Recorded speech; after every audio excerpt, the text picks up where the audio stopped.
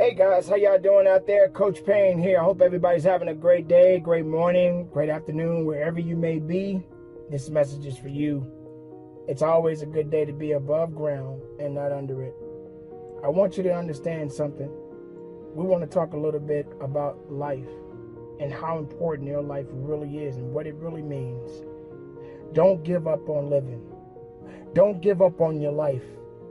Don't let things put you in a position to where you want to just give up and let go. The best thing you can do is let go of the things that are making you feel that it's over for you. My friend, it's never over for you.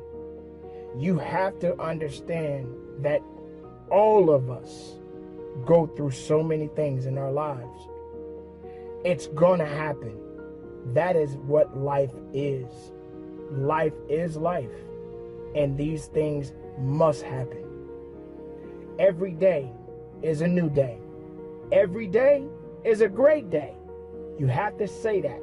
Even when you're going through the struggles, you have to say that. Every day is a good day. My main thing I tell people often and often again, and you hear me say this often, if it's meant to be, it's up to me. Every day is a good day. Say that to yourself. Throw that little piece in there. Every day is a good day. If it's meant to be, it's up to me. Ladies and gentlemen, don't give up on living. Stay strong out there. We're living in some troubled times. A lot of people out here hurting. A lot of people don't know what direction they want to go. But you have to understand, negativity, doubt, fear, hopelessness, all of these things are what they're in a position to take everything from you. They're in a position to make you feel that you are not worthy of the life that you have been given. You are more than worthy of it, because that's why you were created for it. And only you can make it happen. So continue to live strong, continue to believe, continue to have the faith, and understand that there are always possibilities. You just got to believe it and make the impossible possible. When I first started telling jokes, I made $25 a night. The first year in comedy, I made $3,000. Second year, I made $5,500. The third year, I made about $7,200. I became homeless. I lived in a car for 3 years because I wasn't making enough money. But guess what? I kept telling them $25 jokes till they started paying me $250 a night. I kept telling them $250 jokes till they started paying me $25,000 a night. I kept telling them $25,000 jokes till they started paying me $75,000 a night. Then I told them jokes for $75, then they started paying me $125 a night. Then I kept telling them, they done paid me $500,000 for these jokes. Without the kings of comedy, we made $58 million in 1 year. You know what we did? We told jokes. Them the same $25 jokes. They ain't nothing but English. Ain't what like I was doing them in Spanish and no like that. I was just saying funk jokes for $25. I just kept repetition over and over and over. I turned them jokes into an empire. I turned them jokes into a lifestyle beyond my wildest dreams. I turned them jokes into funds. My grandkids ain't got to worry about nothing. I done put up so much with them $25 jokes. You are worth millions. That's how you become a millionaire. You don't try to think of a million. You just do this $10 thing you got over and over and over.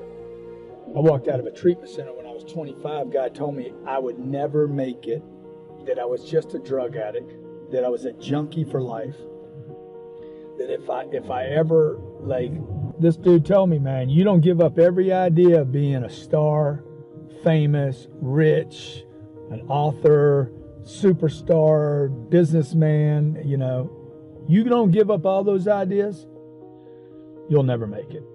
He's like, any expectations, all these big giant dreams and expectations you have are why you're having problems in your life. I walked out of there, I'm like, that dude. Now, I was in the treatment center. I'm the one who went to the treatment center with the problem. That dude had a bigger problem than I had. So I left that treatment center and I'm like, I'm going to turn this failure, this disappointment in my life, I'm going to turn this into I'm going to flip this thing and figure out how to use all this energy, this addictive kind of nature. I'm going to use it to turn my life around. That was 34 years ago, and I've been turning it around ever since, buddy. I've turned it around, I don't know, 34,000 times. I'm turning it every day. Like every day, I'm like, I'm turning bad into great. I'm going to figure out how to turn disappointment into freaking opportunity. I'm going to turn the stopper, the hater, the people that don't believe in me, I'm going to turn those into fans. If I can't turn them into fans, I'm going to turn it into promotion. I get, you know, the thing I regret about my haters, I got a lot of haters, man. I just wish I had more. There is another level. The only reason you keep saying there isn't is you feel so exhausted about where you are. But life, the universe, or God is just testing you because there is another level. If this is good, giant jump to excellence, giant from good, poor to good to excellence. There's a level where all your dreams are realized. There's a level that you've always dreamed about. It is real. It has not gone away. But it takes that extra burst when you think there's nothing left. There's no way. You've tried everything 10 million times and you keep going. It's almost like God is saying, if you keep hitting this wall enough times, I will see that you will not stop, that you are filled with that level of determination, faith, and courage, and then the door opens and you get to that next level. But what most people don't know is the next level is just 2 millimeters above. And it's called outstanding, ladies and gentlemen, outstanding. What's it called? What's it called? What's it called? Outstanding, magnificent, unstoppable, extraordinary, not excellent. It's a different level. It's a level where you are not one of the best, you are the best. And you know what's amazing? You only have to be 2 millimeters more than everybody else and you get everything. You get the joy, the laughter, the fun, the family, the passion, the economics, the freedom, the spirit. It's all there. What Jerry Maguire called the Quan, baby. All of it. And it's just 2 millimeters above, and most excellent people give up because they're exhausted. And there's some people who go, the harder I hit it, the more I hit it, sooner or later it's going down. I'm not stopping. And when you do that enough, it pops open. I would like to know when you're in that moment failing and you have to keep going, what do you say to yourself? What if? A lot of times I'll be in a 200-mile run or something like that, and I'm all jacked up. Body's broken, mind's broken, spirit's broken. I start to say, what if I can pull this off? When I first walked into the Navy SEAL recruiter's office, he looked at me and said, there's only been 35 African Americans in 70 years make it through. You know what I said to myself? What if I can be the 36th? It's the what if I can pull off a miracle. What if I can become someone that no one thinks I can be? And just me talking about that, I have the hair going up on my arms because it makes me just like, what if I can be that guy that people who call nigger and this and that, and now I'm speaking at Tom Ferry's event. I want you to write this down. I need you to embrace the suffering. You know, there's something powerful that once you just sort of embrace the fact that in order to achieve something big, you've got to get rid of these distractions. And then the other layer of it is you're probably going to have some suffering to get there or some sacrifice to get there. And so once you've embraced and decided that this suffering, this sacrifice you're making is an indicator of progress. It's an indicator of obsession. Suffering and sacrifice and hard work is an indication of progress towards our dreams. The lack of sacrifice, the lack of suffering in our lives, its removal, its non-existence also equates to a non-existence of a great life, a non-existence of a dream happening, a big one anyway. And so embrace the fact that you're going to have to sacrifice and suffer to some extent. Once you've embraced that it's going to happen, it's almost not that bad. It's kind of like those of you that are fit. We already know, and you already know even if you're not, you've sort of accepted that before you go to the gym and get there, you're going to have to suffer. and we go anyway. It becomes a habit. No one goes into a gym thinking, I'm not going to have to sacrifice or suffer. There'll be no discomfort or no pain. But millions of people go anyway, don't they, to the gym? On some level, they're suffering in the gym, whether it's breathing heavy or sweating or aches or pains or stress. You know, everything in the gym is a sacrifice, and to some extent, you're suffering, going through some pain. You know it before you go, don't you? Yet most of us go all the time. Yet in life, outside of that one area, most of us are worried about suffering. We're afraid of it. When we're suffering and sacrificing, we wonder whether it's worth it. We wonder whether we're supposed to. We wonder whether sacrifice or setbacks or suffering is a sign it's not our real dream, don't we? See, at the gym, you'd never think, oh, I'm going through some pain and discomfort. This must be a sign I shouldn't be at the gym. You'd never think that. It goes with the territory. Everyone knows to build a bicep or a tricep or a chest or legs. You have to break it down, suffer and sacrifice for it to grow. So while it's happening, there's no part of you that says, this isn't right. In fact, the indication of the pain and sacrifice and sweat, don't you feel better at the gym? You're like, wow, I really sacrificed today. I really suffered. So in that area, we all know to the extent we suffer and sacrifice is to the extent we grow. And your body is a metaphor for the rest of your life. But the rest of our life, every time we sweat, every time we sacrifice, every time we suffer, we don't do what we do at the gym. We start saying, well, wait a minute. Maybe I'm not supposed to be doing this. Maybe I'm not cut out. Maybe it's not my destiny. Maybe I just can't do it. It's the most unbelievable, ridiculous conclusion we draw, but it's what everybody does, which is another form of distraction, is doubt. The coins flip on each other all the time, don't they? Another form of distraction is just doubt, and doubt comes from the suffer. It comes from a loss. It comes from fear. It comes from the sacrifice. And so just remember this. You're supposed to suffer and sacrifice. So let me ask you a question. What are you willing to risk in order to make your dream come true? Nothing ventured, nothing gained. You're going to take a risk. Maybe it's financial. Maybe it's a risk of time. Maybe it's a risk at your job. Maybe it's a risk of looking bad. Maybe it's a risk of failing, of falling on your face, of going broke, of going through pain, of going through anxiety. Maybe it's even a risk in a relationship that's just going to be difficult while you do this. What are you willing to risk in order to win? And you have to accept that, because remember what I'm going to tell you. The price you will pay for not making your dream come true is far greater than the one that you will pay to make it come true. Want me to say it again? The price you will pay, the suffering you will go through to make your dream come true is incredibly small, infinitely smaller than the price you will pay if you never do. You'll pay that one the rest of your life. And so ask yourself what you're willing to risk. What's the price you're willing to pay? Because what most people do when they're trying to chase their dream or their big outcome, the whole time they're negotiating the price in their head. They're negotiating it. Should I continue to do it? Is it worth it? I don't know if I can continue anymore. It's getting higher, and that price is failure. That price is setback. That price is looking back. That price can be financial, literally a physical price.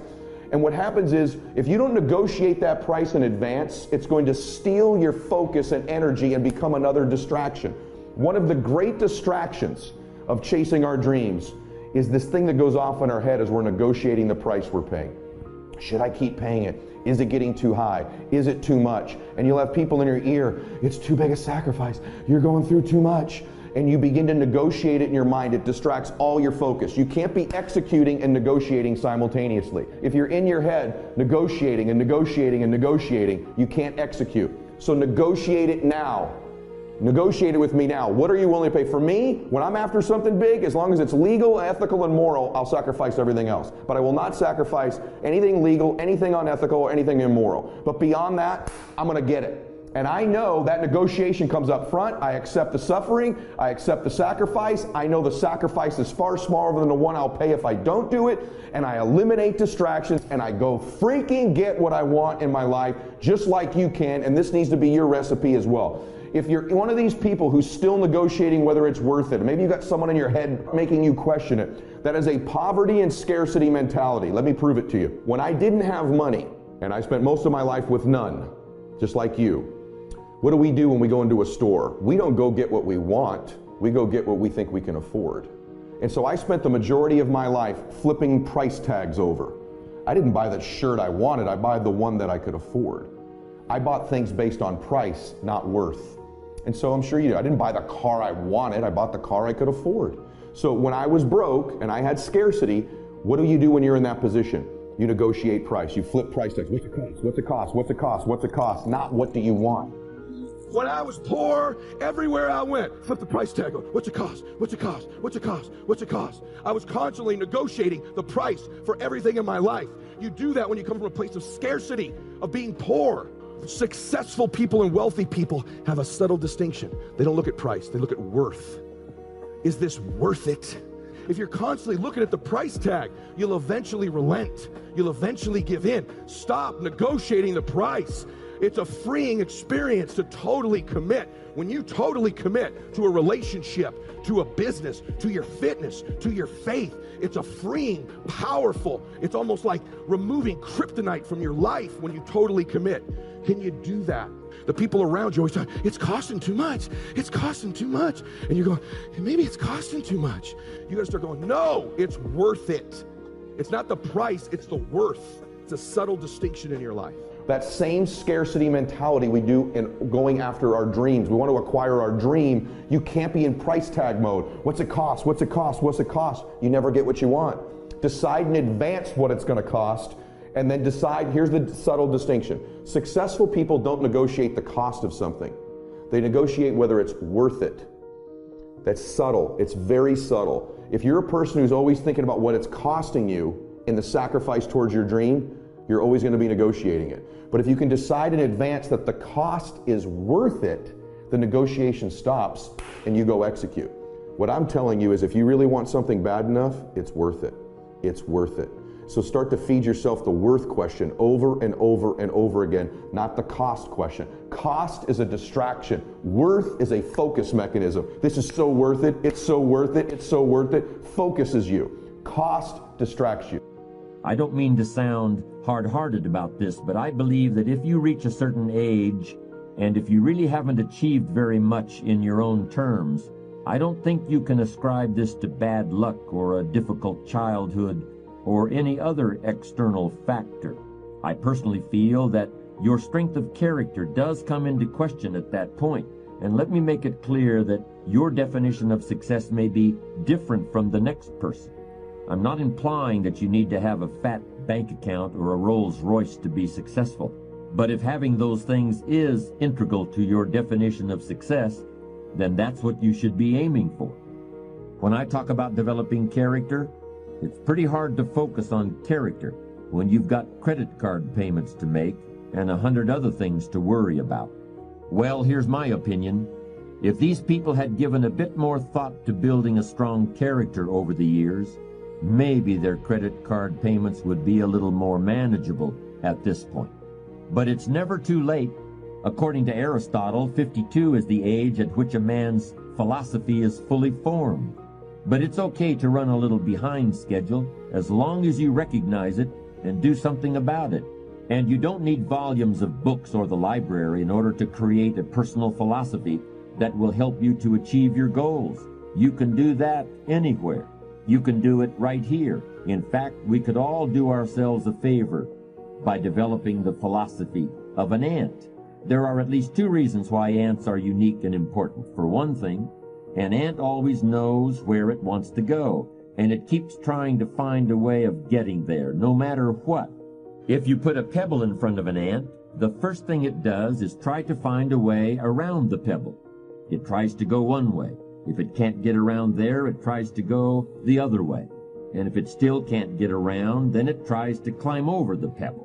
And if for some reason it can't climb over the pebble, it will try to lift the pebble, even though the pebble may be hundreds of times larger than the ant itself. And if it finds it can't lift the pebble, it will look for other ants to help. And if all the ants working together can't lift the pebble, they will finally start digging a tunnel underneath it. And even if that doesn't work, they will literally start trying to gnaw their way through the pebble. How long will they keep trying? They'll keep trying until they die. Because the one thing they will never do is quit. That's the ant's philosophy of achievement, and we might all want to incorporate it into our view of the world. The other reason ants are important is because of what they do in the summer. During the summer, the ants plan for the winter. They don't have any credit cards. They don't use the present moment to create debts and liabilities for themselves in the future. They use the present moment to create assets for themselves. Do you remember the fable about the ant and the grasshopper? The grasshopper laughed at the ant for working so hard all summer. The grasshopper just enjoyed himself, leaping around in the high grass without a care in the world. And when the winter came, he starved to death, while the ant had plenty to eat. Remember, we've all been grasshoppers at some point in our lives. Just make sure you're not one now. Character is the means for transforming ideas into achievements. It's somewhat abstract in the sense that you can't lay your hand on it or point to it or weigh it on a scale, but in a very real sense, character is what allows you to get where you want to go. If you want to drive from your home to a store on the other side of town, you'll need an automobile with gas in the tank, and you'll need keys to start the car, but you'll also need to know how to drive. You'll need judgment based on life experience to tell you when to step on the brakes if the light up the street changes to red. You'll need a true intention to reach your destination so that you don't keep stopping for coffee and a piece of pie every 10 minutes. You'll need to know how much time to allot to the trip so you can get home in time for whatever else you have to do. And you'll need enough maturity to call and say you're going to be late if you get stuck in a traffic jam. You can't lay your hand on any of those things, and you can't measure them with a yardstick. But they're as important to reaching your destination as the car or the gas or the keys to start the engine. They are analogs of character. There are all sorts of ways to keep track of the condition of a motor vehicle. You can look at the tires to see whether they've worn out their tread. You can look at the odometer to see how long it's been since you've changed oil. And you can turn on a switch and then walk around the car to see if the headlights and the taillights are working properly. There are objective indicators of the condition of your car. Similarly, there are ways of objectively evaluating your achievements. Most people don't take advantage of them as often as they should, but they're available nonetheless. For example, you can put together a financial statement in order to determine your net worth. You can hire an appraiser in order to learn the market value of your house. You can compare where you were 10 years ago to where you are now in order to determine the degree of progress you've made in your life. As I've tried to explain, achievement depends on character in the same way that a successful drive to the grocery store depends on knowing when to apply the brakes and when to step on the gas. But how can you know if your character is in good enough shape to get you where you want to go? To continue the metaphor we've been using, there are ways of discovering whether you still know how to drive without having an accident. I believe there are ways of evaluating the strength of your character that are almost as clear as the depth of tread on a tire or the amount of gasoline in the tank of an automobile. In order to use these techniques for character evaluation, all you need is a commitment to be ruthlessly honest with yourself.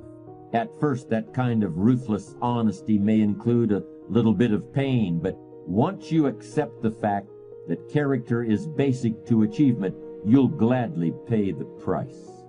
Just as the gas gauge of a car indicates full and empty, with several demarcations in between, you can learn whether your character has enough fuel to get you to your life's destination. You can learn to tell whether you're on full or empty or somewhere in between. Thank you so much for watching till the end. Don't forget to share your thoughts in the comments section. Please also like, subscribe, and share this video with your friends and families. Please watch our other motivational videos. Thank you again.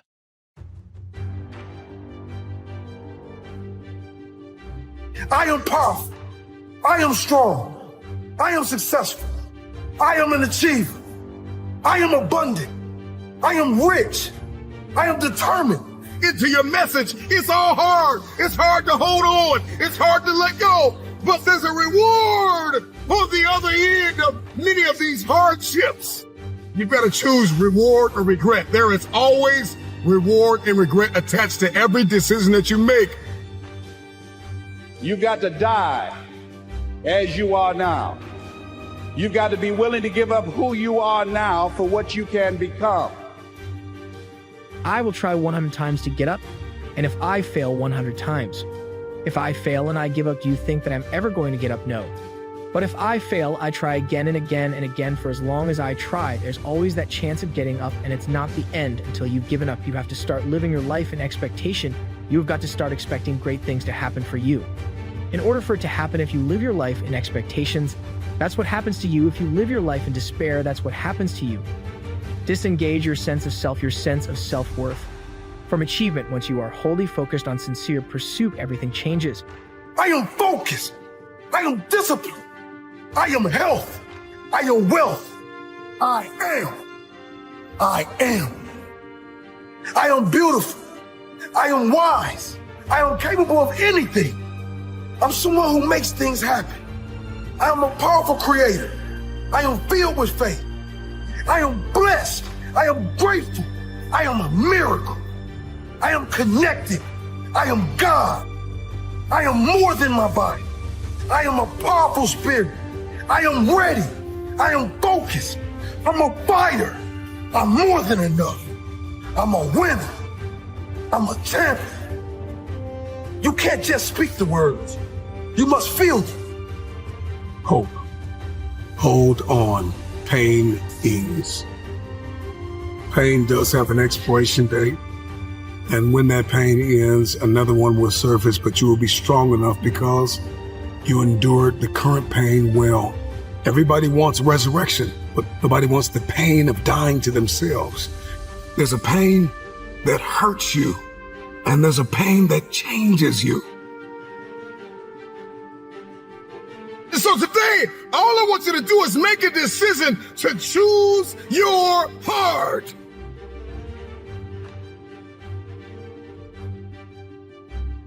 And you must believe them. Repeat them every day. Let them soak into your subconscious. Let the power become one with you. Ali said, I am the greatest, and he became the greatest. Are you ready to be great? I am. I am. Replace I want with I am. Instead of saying I want to be rich, say I am rich. I am wealthy. Say it. Feel it. Feel it until you believe it. I am powerful. I am strong. I am successful. I am abundant. I am rich. I am determined. I am focused. I am disciplined. I am capable of anything. I am a powerful creator. I am limitless. I am. I am.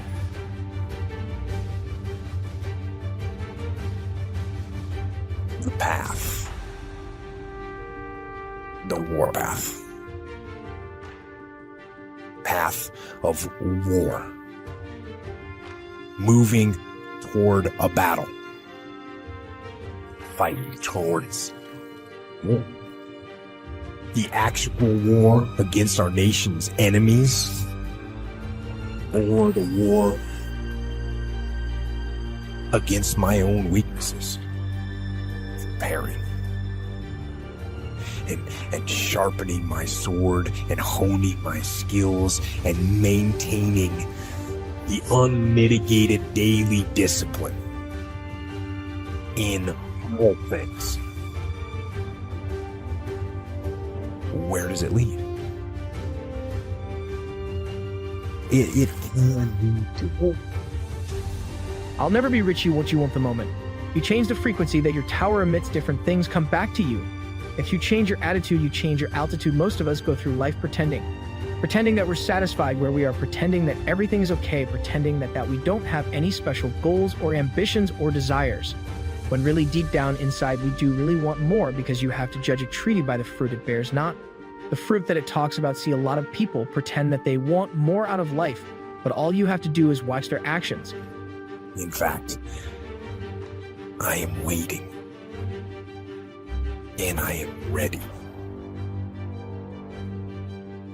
Because it's a war against ignorance. So it leads, the war path leads to ownership of your life. And that is the war path. prepare for fight. Certain things will no longer fit into your life. There's no place for it. In order to do something you've never done, you've got to be someone you've never been. So you've got to spend serious time reading, writing your goals down, reading scripture, anchoring yourself spiritually to handle the storms of life, because they're going to come.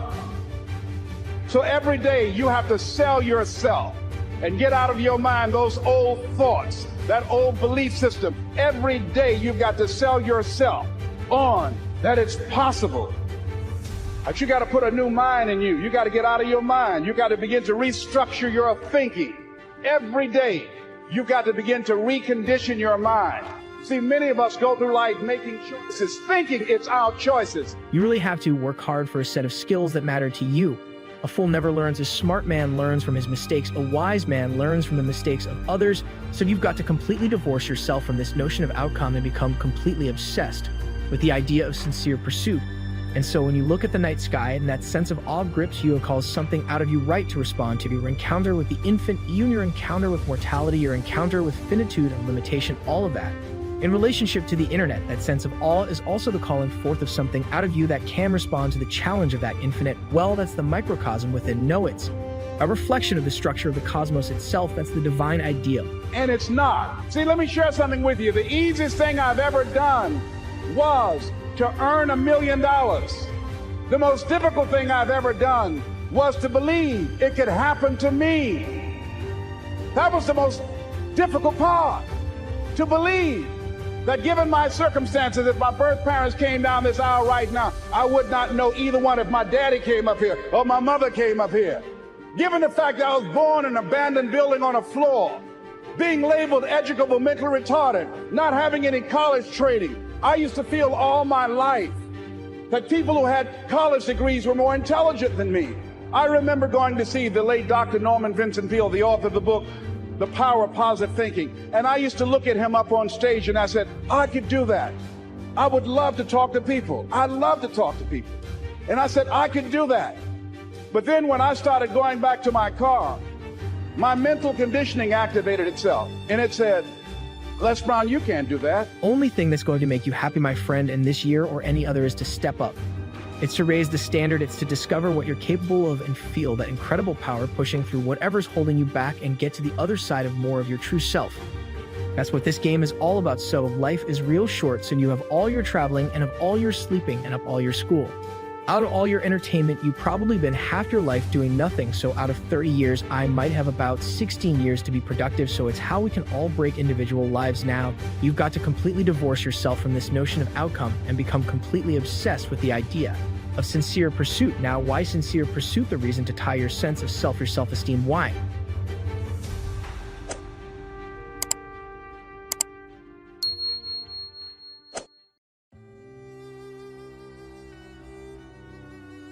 We haven't been taught to do that. That's the problem. We have this weird approach. We have this weird view of negative emotions. Like some of us think, oh, positive all the time. That leads to delusion.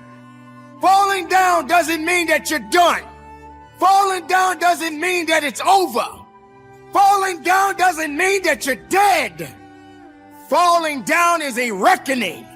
Or you step up in a situation and you lead and you do the right thing and you begin to realize you're different, you're unique, you're special. Your self-worth begins to change and you believe over the time in your life. You're pushing and you're pushing and you're pushing and you're pushing and you're doing everything right. You're tired, you're exhausted, and ain't nothing happening.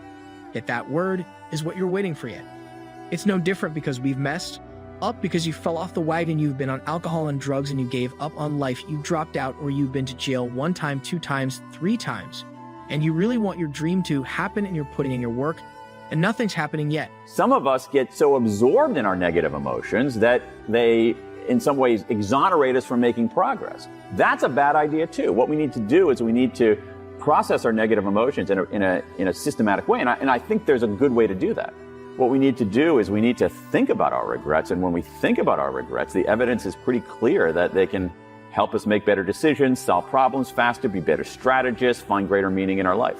What I had this giant database of regrets, and I would look on my computer screen and see them listed there. And you know what? It wasn't that much of a downer because I felt like people were trying to make sense of it.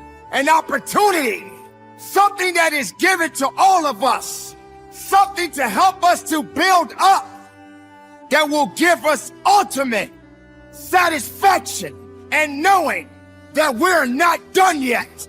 We are all in this situation together. Why do we fall? It must humble us. Sometimes your worst days can be your best days. It's all about how you put it together. You have to be man enough or woman enough to save yourself. Enough with being afraid. There's some interesting research on this. One of the things that we think about disclosure of our vulnerabilities and our setbacks and so forth is that people will like us less. And in fact, they actually like us more when we do that. And so I actually had a lot of respect for people willing to disclose and willing to explain. And I felt like I was actually helping them make sense of this regret. So it wasn't that much of a downer. Over and over and over again around the world, the same 4 regrets kept coming up. And I found that fascinating because there wasn't much national difference. What's more, as I said earlier, these 4 regrets are revealing because by revealing our regrets, we are revealing what we value the most. And so to me, these 4 core regrets operate as a photographic negative of the good life. That is, if we understand what people regret the most, we actually understand what they value the most. So in a weird way, these 16,000 regrets are not a downer as much as they are a pointer to what makes life worth living. Enough of running away. Enough from hiding from your truth. Ladies and gentlemen, this moment in your life right now does matter. Sometimes you are going to lose. Sometimes you are going to hurt. Sometimes you're going to want to quit. You must be better than that. You must be stronger than your excuses. You must be stronger than your circumstances. You must be stronger than your fears. You need a little bit of faith and understanding that you can go further in your life, but you gotta believe in it. You got to trust in it. You got to stand on it. You got to stay away from the things that's not building you up. Falling down, let it be. Falling down, it will happen. Falling down, it's necessary, but that doesn't mean that you quit. I promise you, if you keep pushing, if you keep giving me all your effort, it will happen. It must happen. It can't do anything. But Move, you can do anything but make progress. But I want you all to understand in saying that word, that you all have to stop getting caught up in movement as progress for some of us. The action of making progress is progress. But the push itself, the fight, you get up and swing and miss, that's progress. You get up and you run at what you want with everything you got. I deserve to win. I deserve to be different. The next thing is this. You got to take some steps. You got to take some actions. Make some mistakes. Fall down. Allow yourself to fail. Failure is only failure if you don't learn something from it. But the younger you are and the sooner you begin to take action and allow yourself to learn and get experience, the stronger you become. And if you stack experience onto self-worth, onto self-confidence, you have a formula that is going to separate you from everybody. So what is it that you love? Is it sports? Is it music? Is it business? What are some of your gifts? Is it your ability to speak, listen, your math skills, your kindness, your humor, your beauty, your intensity, your passion? Why does ostracization hurt emotionally? Because it's the most dangerous thing that could happen to you on the plains of the savannah. If you got ostracized, you got eaten. It was that simple. So for us, as a survival mechanism from an evolutionary psychology perspective, we've got to be able to bond and connect with other people. And once I finally realized business can try and abstract itself from that, it can try and rise above that with suits and ties and code of, the way that things are supposed to be done and acting professional. I don't act professional. Literally. And if you guys have ever been with me in a high-level business meeting, Yemeni's going to back me up. I won't say the name of the company, but one of our largest customers in their corporate headquarters, I had one of them crying because I was just being real about my story and why I'm doing this. And they were touched. And it was like, okay, now I have true. I have connected with this person on a real level. I'm not trying to manipulate them. I'm trying to be honest about why I'm here. I'm being honest about why I fight. You miss that's progress. The effort of making the attempt is progress.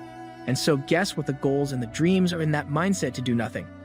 I'll get to it tomorrow. I'll do it the next day. I do it the day after that. We're in a mindset of quitting. And if you want to make sure you become successful, it's not real you quit. It's where you stop preparing to quit. You got to give up on saying, look, I can do that tomorrow. Look, this is my time for rest. This is my time for break. There is no quit. Guess what dreams don't stop people doing? Your ability to learn, your ability to teach, right? Your programming skills. Maybe it's you thinking creatively, thinking strategically. Maybe it's just hard work, but what are you gifted with? And begin to leverage those gifts and talents towards your goals and dreams, and you'll be much happier. And the next thing is this. Dream. I want you dreaming. I want you picturing your life. I live oceanfront here, and when I was a little boy, I used to walk on this beach and say, someday we're going to live there. Someday I'm going to have that house. There was nothing in my family that told me we should live somewhere like this. That my family wasn't big dreamers. They're just good people doing good things in their life, but no one thought about owning jets or multiple homes or the beach. But I started dreaming. I started thinking big. I'm standing on the beach. My home is right up there. And this entire process started with just a thought in my mind of living here. When I was much younger, I walked on this beach with my then girlfriend, and I began to think about living here one day, and it opened a space in my mind as a young man about what would it be like to live oceanfront. I didn't know. Now, that was weird for me in the beginning. It was weird for me to reveal so much of my truthful self because I really had to accept being rejected. I had to put myself out there in a vulnerable way because they could have laughed and been like, that's so ridiculous. What do you know about business? You're just a kid. But they don't. It's all about humans. Humans, humans, humans. If you are dealing with humans, don't fall prey to the structure that people try to put around it. It won't work long term. In you right now is the ember of something you don't want to admit to yourself. I promise you. And if you let me interview you long enough, I will get to that thing. And you will resist me trying to get to that thing for a very long time. First, you'll give me a bullshit answer. First, you're going to tell me that you want to be happy. That's useless. I need to know what makes you happy. I need to know how you plan to be happy. Okay? When people say generically that they want to be happy, they might as well tell me that they want a hit of meth. You have the nerve to think or to ask yourself why you're not successful, and you see it happen every day on Monday morning. Somebody's going to get up and they get a hand in their resignation going to a new job on Monday morning. Somebody going to get uplifting more than you on Monday morning. Somebody going to get up running faster than you on Monday morning.